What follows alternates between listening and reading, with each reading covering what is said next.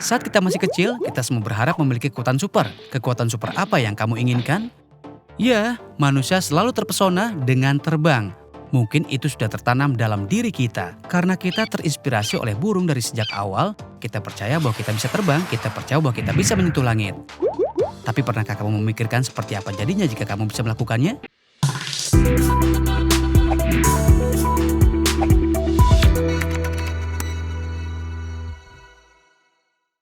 1. Kamu tidak akan pernah naik pesawat lagi. Jika kamu bisa terbang dari suatu tempat ke tempat lainnya, kenapa kamu harus naik pesawat ketika kamu bisa mencapai tujuanmu dengan biaya yang lebih rendah? 2. Mobil menyebabkan 70% polusi atmosfer. Dalam setahun, 7 juta orang meninggal karena polusi udara. Jika kita bisa terbang, kita akan melihat lebih banyak manusia yang terbang daripada jumlah mobil dan bus, sehingga mengurangi jumlah kendaraan di jalan. Oleh karena itu, mengurangi polusi dan tingkat kematian. 3. Menghindari lalu lintas jam sibuk. Ucapkan selamat tinggal pada lalu lintas jam sibuk dan sebagai gantinya malah terbang pulang tanpa membuang waktu duduk di belakang kemudi. 4. Jika kamu terlambat, kamu tidak perlu khawatir. Kamu selalu bisa terbang ke tujuanmu dan akan selalu tepat waktu. 5. Jika bepergian ke seluruh dunia adalah impianmu, maka itu akan jadi kenyataan. Kamu bisa mengunjungi tempat-tempat di seluruh dunia tanpa khawatir tentang waktu ataupun uang. 6. Kemungkinan untuk mati dalam kecelakaan mobil adalah 1:5.000. Ini berarti bahwa 1.250.000 orang meninggal setiap tahunnya dalam kecelakaan. Di sisi lain, peluangmu untuk mati di pesawat adalah 1-11 juta. Ini berarti bahwa jika manusia bisa terbang, angka kematian karena kecelakaan pesawat akan mencapai 0. 7. Layanan pengiriman makanan akan tiba dalam 15 menit atau bahkan kurang. 8. Tidak akan mungkin mencatat pergerakan orang dan konsep kewarganegaraan dan tidak akan ada lagi yang namanya batasan. 9. Transportasi darat yang mencakup 900 juta mobil akan berkurang dan pesawat hanya akan digunakan untuk lalu lintas barang saja. 10. Setiap hari, lebih dari 85.000 pesawat terbang di atas kepala kita. Dan ini sekitar 26.154.000 orang. Jika manusia bisa terbang, maka jumlahnya akan bertambah. Namun akan ada orang-orang malas yang akan lebih suka mengemudi beberapa kilometer tanpa melelahkan sayap mereka. Meskipun banyak manfaatnya, para ilmuwan telah menentukan bahwa mustahil bagi manusia untuk bisa terbang. Karena kita akan membutuhkan sejumlah besar kekuatan otot untuk menahan tubuh kita di atas. Kita terlalu besar dan berat, dan bahkan jika kita memiliki sayap yang cukup besar, kita tidak akan bisa mengangkat diri kita sendiri dan mempertahankan kontrol. Burung bisa terbang karena kekuatan sayap, sehingga mengurangi beban pada sayap mereka. Di masa lalu, ada banyak upaya yang dilakukan untuk memungkinkan penerbangan manusia. Leonardo da Vinci juga mempelajari penerbangan burung dan muncul dengan ide-ide untuk perangkat terbang pribadi yang menarik untuk penerbangan manusia. Karena itu, segera lakukan tantangan dengan pesawat jet, helikopter, dan pesawat ruang angkasa. Namun manusia masih mencari cara baru untuk penerbangan. Kita terjun di dalamnya dan membiarkan rasa ingin tahu kita terbang. Kalau kamu suka video ini, jangan lupa untuk subscribe di channel kami dan berikan komentar di bawah ini tentang bagaimana penerbangan akan menguntungkan dirimu.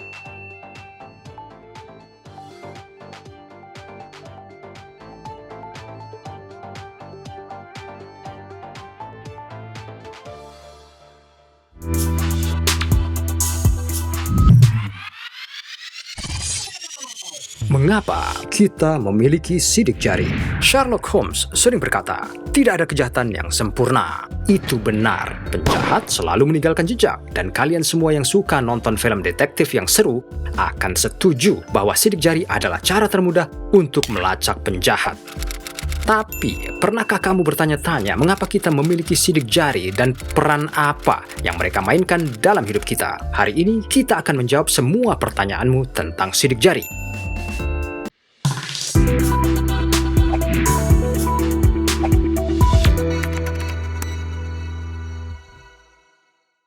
Mari mulai dengan apa itu sidik jari. Sidik jari adalah kesan atau tanda yang ditinggalkan oleh gesekan dari jari manusia. Mereka adalah lingkaran kecil dan pola lembah di ujung jarimu. Ada 3 jenis pola friksi punggung bukit: simpul, lingkaran, dan lengkungan. Identifikasi sidik jari. Daktiloskopi adalah proses membandingkan kesan friksi kulit dan jari, telapak tangan dan jari kaki untuk menentukan apakah mereka berasal dari orang yang sama. Dan sekarang untuk pertanyaan utama, apa tujuan sidik jari? Atau mengapa kita memilikinya? Nah, para ilmuwan telah lama beralasan bahwa sidik jari membantu manusia mencengkram objek dengan menciptakan gesekan. Mereka berpikir bahwa punggungan pada sidik jari kita mungkin telah membantu nenek moyang kita meraih permukaan yang kasar.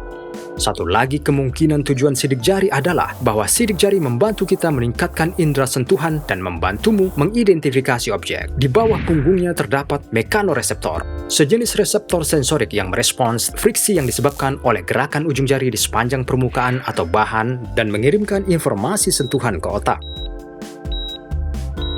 Mengapa kita memiliki sidik jari yang unik? Sidik jari digunakan untuk mengidentifikasi orang karena sidik jari setiap orang itu unik. Orang-orang dapat memiliki pola sidik jari yang serupa, namun tidak sama. Sidik jari bahkan lebih unik dari DNA. Sebagai contoh, kembar identik dapat berbagi DNA yang sama, atau setidaknya sebagian besar.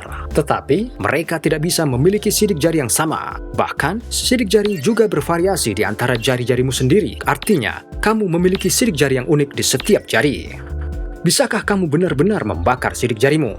Ya, kamu bisa. Cukup banyak luka atau luka bakar yang masuk lebih dalam dari lapisan luar kulit yang dapat mempengaruhi pola sidik jari secara permanen. Sebenarnya, tujuan sebenarnya dari sidik jari tidak pernah jelas atau konklusif. Namun, kita semua bisa sepakat bahwa ini penting dan diperlukan untuk mengidentifikasi orang. Kami harap kami telah menjawab semua pertanyaanmu tentang sidik jari.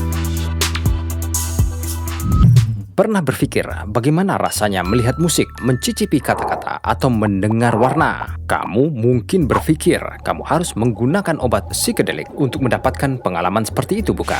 Bukan itu masalahnya.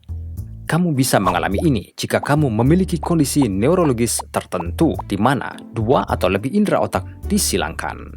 Stimulasi satu jalur sensorik, misalnya pendengaran, mengarah ke pengalaman otomatis dan tidak disengaja dalam jalur sensorik kedua seperti penglihatan. Ini dikenal sebagai sinestesia dan ini dapat menciptakan beberapa persepsi dunia yang sangat unik. Dengan kata lain, saat satu indera dipicu, indera yang tidak terkait lainnya diaktifkan secara bersamaan.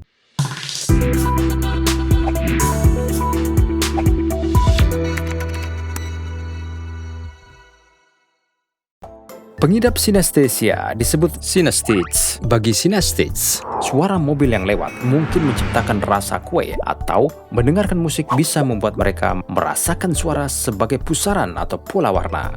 Beberapa penelitian mengungkapkan hubungan yang tidak biasa di daerah otak yang berdekatan dengan synesthetes, mirip dengan bayi.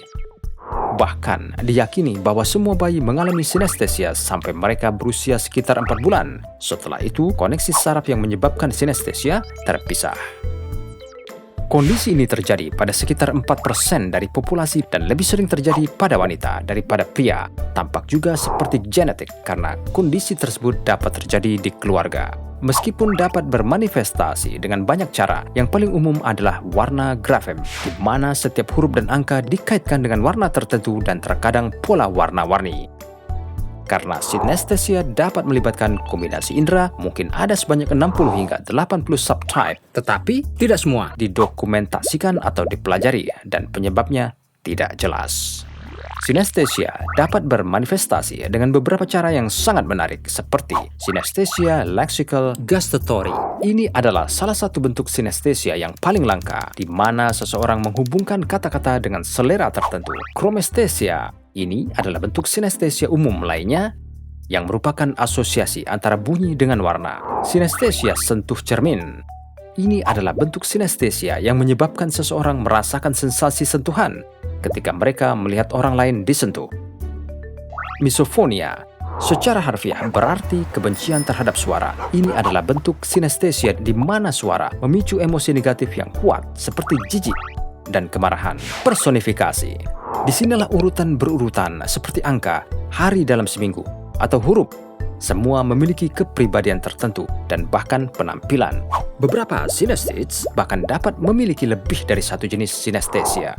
Tidak mengherankan, sinesthes 8 kali lebih mungkin untuk bekerja dalam kapasitas kreatif dan beberapa seniman berbakat sepanjang sejarah memilikinya. Meskipun tidak ada cara mendiagnosis sinestesia, sinesthes memiliki beberapa kesamaan. Persepsi indera mereka yang campur aduk tidak disengaja dan terjadi tanpa mereka harus memikirkannya. Kondisi mereka lebih berpengalaman daripada yang dibayangkan, yang berarti mereka tidak perlu memikirkannya. Otak mereka akan segera membuat asosiasi. Campuran sensorik selalu sama, yang berarti warna ungu akan selalu terasa seperti stroberi dan tidak akan terasa seperti apel di lain hari untuk seseorang dengan jenis sinestesia. Persepsi sekunder biasanya lebih berkesan daripada yang primer. Jadi, jika sinesthes mengaitkan nama seseorang dengan warna, mereka akan mengingat warnanya terlebih dahulu sebelum namanya. Tidak ada perawatan khusus untuk sinestesia. Banyak orang tampaknya senang memandang dunia dengan cara yang berbeda dari populasi pada umumnya. Di sisi lain, beberapa sinesthes merasa bahwa kondisi mereka membuat mereka berbeda dan mereka kesulitan menjelaskan apa yang mereka alami kepada orang lain. Berbicara dengan sinesthes, lebih baik secara langsung atau di internet, akan membantu menyadari bahwa ada orang lain yang mengalami hal yang sama dan membantu mengatasi perasaan terisolasi. Berbicara dengan seorang profesional kesehatan mental juga dapat membantu sinesthes untuk melihat nilai sinestesia yang menambah kehidupan mereka. Alih-alih memiliki sisi dominan otak, kedua sisi otak mereka selaras dengan baik saat mereka mengejar pekerjaan yang mereka sukai. Untuk saat ini, sinestesia hanyalah fenomena lain dan kita tidak sepenuhnya memahami hal-hal yang terjadi di dalam otak kita. Itu saja untuk hari ini. Ketemu di lain waktu. Terus tonton Ingin Tahu. Temukan lebih banyak, tahu lebih banyak.